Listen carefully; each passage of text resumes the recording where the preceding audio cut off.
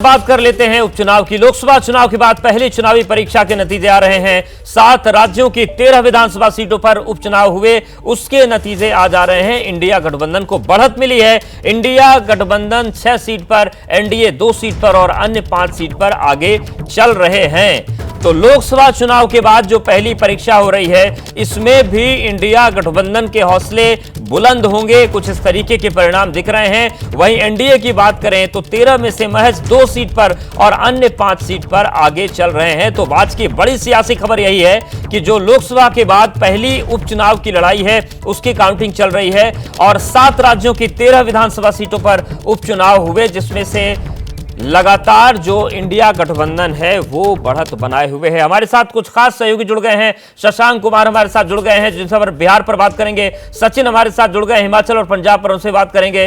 वीरेश पांडे हमारे साथ बने हुए हैं उत्तराखंड परिणाम पर, उनसे हम चर्चा करेंगे। आप तीनों हमारे साथ बने रहिए। लेकिन बड़ी खबर का रुख करते हैं। बिहार में पूर्णिया की रुपौली विधानसभा सीट पर चुनाव हुए और इस सीट पर आरजेडी की ओर से बीमा भारती उम्मीदवार हैं। जेडीयू से कलाधर प्रसाद मंडल चुनाव लड़ रहे हैं और बड़ी खबर यह है कि जेडीयू के उम्मीदवार यहां पर आगे चल रहे हैं और बीमा भारती पीछे चल रही हैं। तो यह इस वक्त की बड़ी खबर है। पूर्णिया से बड़ी खबर यह है कि पूर्णिया की रुपौली विधानसभा सीट पर चुनाव हुए और इस सीट पर आरजेडी की ओर से बीमा भारती उम्मीदवार हैं। जेडीयू से कलाधर प्रसाद मंडल चुनाव लड़ रहे हैं। शशांक, ये बताइए कि जो पूर्णिया की रुपौली से तस्वीरें निकलकर सामने आ रही हैं, ये बिहार की राजनीति के लिए क्या संकेत दे रही हैं?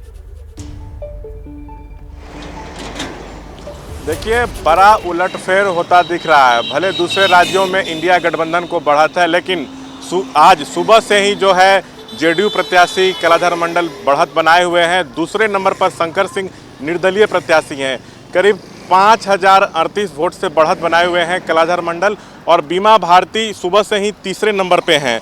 आपको बता दें, अगले साल विधानसभा चुनाव है, इसको सेमीफाइनल के तौर पर जो है देखा जा रहा है।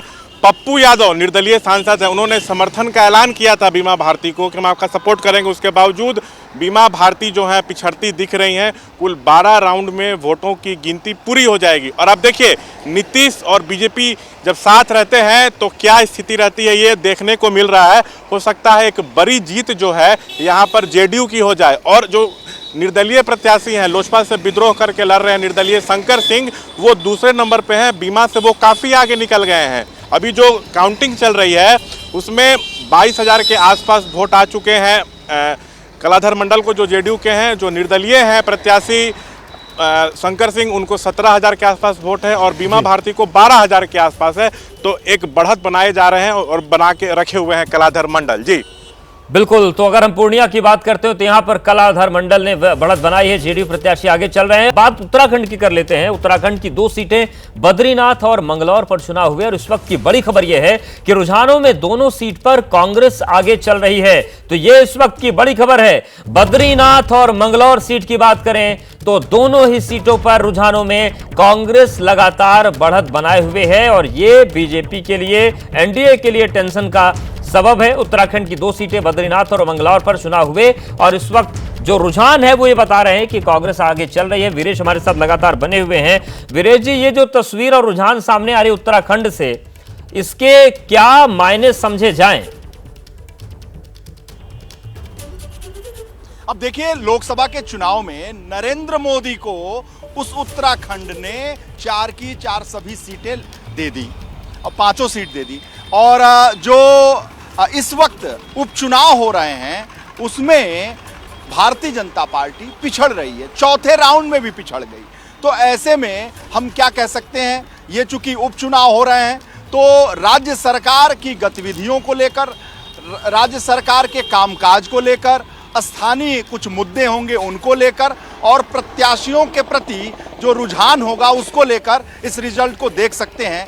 जब लोकसभा चुनाव में प्रधानमंत्री को टिकट देना था, वोट देना था, तो उत्तराखंड की जनता ने नरेंद्र मोदी को चुना है। लेकिन उपचुनाव में वो कांग्रेस को चुन रही है, यानी उत्तराखंड में कांग्रेस को बढ़त दिखाई दे रही है।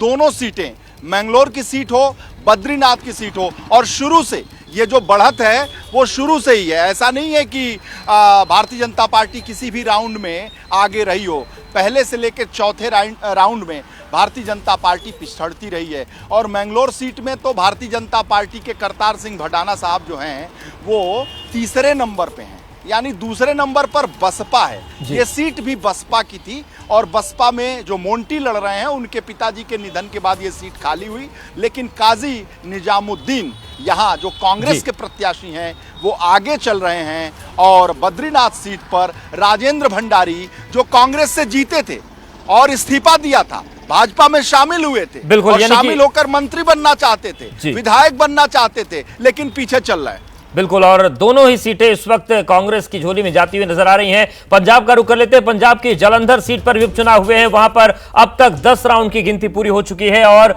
वहां पर आम आदमी पार्टी के उम्मीदवार मोहिंदर भगत 27,000 वोटों से आगे चल रहे हैं। तो बड़ी खबर है पंजाब से, पंजाब की जालंधर पश्चिम सीट पर उपचुनाव के जो रुझान है वो सामने जो आ रहे हैं मतगणना के, वहां पर अब तक 10 राउंड की गिनती पूरी हो चुकी है और आम आदमी पार्टी के उम्मीदवार मोहिंदर भगत 27,000 वोटों से आगे इस वक्त चल रहे हैं और लगातार उनकी बढ़त बनी हुई है। तो पंजाब की जालंधर पश्चिम सीट पर उपचुनाव के जो रुझान और परिणाम सामने आ रहे हैं, जालंधर पश्चिम सीट से आम आदमी पार्टी ने आगे अपनी बढ़त बना रखी है। सचिन हमारे साथ बने हुए। सचिन, क्या अपडेट्स मिल रहे हैं जालंधर की काउंटिंग को लेकर? जी देखिए, जालंधर वेस्ट में जो इलेक्शंस हुए हैं लगभग 27,000 वोटों से मोहिंदर भगत आगे चल रहे हैं और उनके नियरेस्ट जो हैं वो शीतल अंगुराल हैं बीजेपी के, जो दूसरे नंबर पर हैं, और तीसरे नंबर पर जो हैं वो कांग्रेस की प्रत्याशी हैं। पर फिलहाल जो मार्जिन है वो इतना ज़्यादा है कि ये एक निर्णायक जो है ये लीड है जो आम आदमी पार्टी कैंडिडेट मोहिंदर भगत ने बनाई है।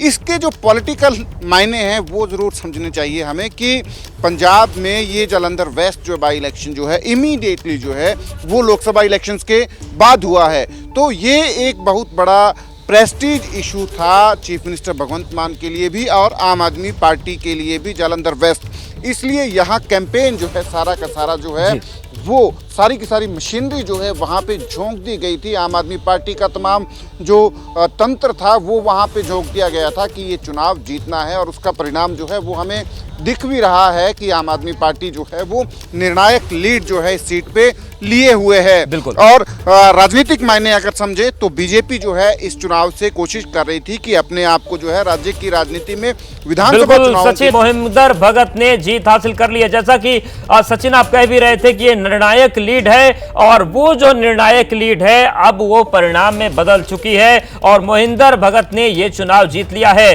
तो पंजाब उपचुनाव से बड़ी खबर ये है कि जो जालंधर वेस्ट की सीट है आम आदमी पार्टी के खाते में चली गई है और आम आदमी पार्टी के प्रत्याशी ने चुनाव जीत लिया है। तो बड़ी खबर पंजाब की जालंधर पश्चिम सीट पर आम आदमी पार्टी के जो प्रत्याशी हैं मोहिंदर भगत, उन्होंने चुनाव जीत लिया है। 37,000 से ज्यादा वोटों से चुनाव उन्होंने जीता। तो पंजाब की जालंधर वेस्ट जो सीट है ये प्रेस्टीज इशू था, पूरा सिस्टम झोंका गया। आम आदमी पार्टी ने जमकर मेहनत की और अब परिणाम सामने आ गया। आप देखिए आम आदमी पार्टी के झंडे लहरा रहे हैं और जीत की नारेबाजी शुरू हो चुकी है। पंजाब की जालंधर पश्चिम सीट से परिणाम सामने आ चुके हैं और आम आदमी पार्टी के जो प्रत्याशी हैं उन्होंने ये चुनाव जीत लिया है। सचिन लगातार हमारे साथ बने हुए हैं। सचिन, जैसा कि आप कह रहे थे कि निर्णायक लीड है, अब वो जीत में तब्दील हो चुकी है। जी देखिए, ये निर्णायक लीड थी। मैं पहले ही कह रहा था कि इतनी बड़ी लीड है। दोनों कैंडिडेट्स जो हैं कांग्रेस और बीजेपी के जो हैं वो नज़दीक भी नहीं दिख रहे थे और पहले राउंड से ही जो है आम आदमी पार्टी कैंडिडेट ने जो है लीड जो है बनाई है और उसके बाद ये लगातार बढ़ी है। तो जीत जो है आम आदमी पार्टी की दिख रही थी साफ साफ जो है पहले राउंड से ही जब वोटों की गिनती शुरू हुई है। पर राजनीतिक मायने जो हैं इस जीत के वो जो हैं हमें समझना जरूरी है, क्योंकि इसके बाद अब पंजाब में 4 और विधानसभा उपचुनाव होंगे। इस विधानसभा उपचुनाव के बाद 4 विधानसभा पे उपचुनाव और होंगे और इस विधानसभा उपचुनाव का असर जो है उन विधानसभा उपचुनावों के ऊपर भी होगा, क्योंकि यहाँ से आम आदमी पार्टी का जो है मोराल है वो बूस्ट हुआ है और उस आने वाले विधानसभा उपचुनाव के लिए आम आदमी पार्टी जो है और ज़्यादा तैयारी जो है वो करेगी। आने वाले जो उपचुनाव होंगे 4 सीटों के ऊपर, तो राजनीतिक मायने इस जीत के हैं दोनों के लिए, आम आदमी पार्टी के लिए भी और विपक्ष के लिए भी। विपक्ष के लिए इसलिए है क्योंकि कांग्रेस एक कोशिश कर रही थी कि कांग्रेस जब लोकसभा इलेक्शंस में कांग्रेस को एक छोटी सी लीड जो है जालंधर वेस्ट जो है जो विधानसभा हल्का था वहां से मिली थी, तो कांग्रेस को लग रहा था कि हम जो है जालंधर वेस्ट को जो है किसी ना किसी तरीके से जो है जीत लेंगे। हालांकि बिल्कुल यही कि राजनीतिक मायने बड़े हैं। सचिन हमारे साथ आप बने रहिए। रुक कर लेते हैं पश्चिम बंगाल का। पश्चिम बंगाल में रायगंज, रानाघाट, दक्षिण, बागदा और मानकतला की 4 सीटों पर उपचुनाव को लेकर जो रुझान आ रहे हैं, उन सभी 4 सीटों पर ममता बनर्जी की पार्टी टीएमसी आगे चल रही है। तो ये इस वक्त की बड़ी खबर आ रही है पश्चिम बंगाल से। पश्चिम बंगाल की जो 4 विधानसभा सीटें जहां पर उपचुनाव चल रहा है, रायगंज, रानाघाट, दक्षिण, बागदा और मानकतला, इन चारों ही सीटों पर टीएमसी लीड बनाकर चल रही है। हमारे साथ हमारी सहयोगी रूमा पाल जुड़ रहे हैं। रूमा, क्या जानकारी मिल रही है इन चारों सीटों से? देखिए, अभी जो रुझान सामने आ रहे हैं उससे तो लग रहा है कि तृणमूल कांग्रेस ने बढ़त बना ली है। 4 सीटों में तृणमूल कांग्रेस आगे चल रही है। पहले मैं एक बार दिखा देती हूँ, यहाँ पर पहले मानिकतला में चलते हैं। मानिकतला कोलकाता उत्तर में है, जहां पर तृणमूल कांग्रेस की जो उम्मीदवार है सुमिति पांडे, 22,071 वोट उन्हें मिले हैं और 16,831 वोटों से आगे चल रही है। बीजेपी के कल्याण चौबे 5,240 उनको वोट मिले हैं और वे 16,831 वोटों से पीछे चल रहे हैं।